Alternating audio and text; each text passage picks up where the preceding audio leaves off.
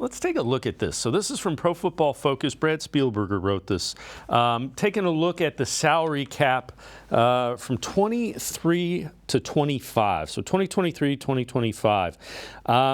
Browns are already over the cap by $28.5 million. That's the most over the cap in the NFL. Prorated money, almost $335,000.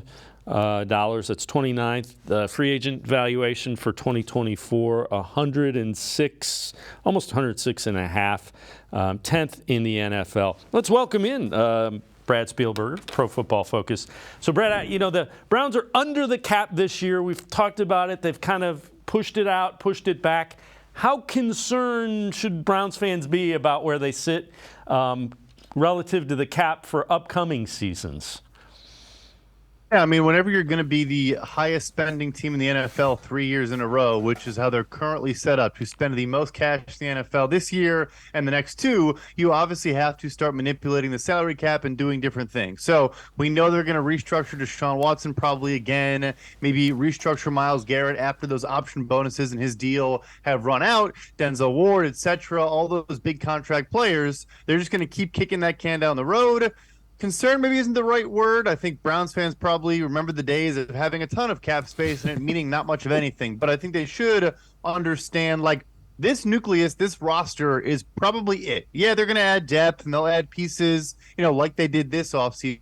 But I don't think you're going to see these massive marquee splash type moves the next couple of years.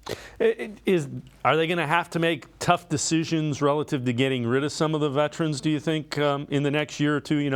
You keep hearing Amari Cooper's name. He has like a $24 million. Are those the type of decisions that are coming next year, or can they push those off a couple of years still, do you think?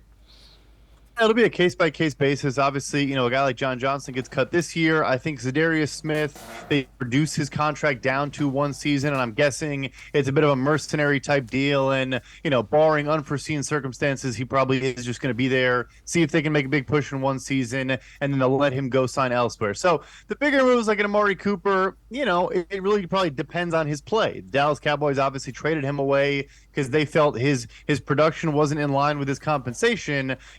We'll get there with Cleveland, but I think honestly, if he plays well, they don't need to make that move.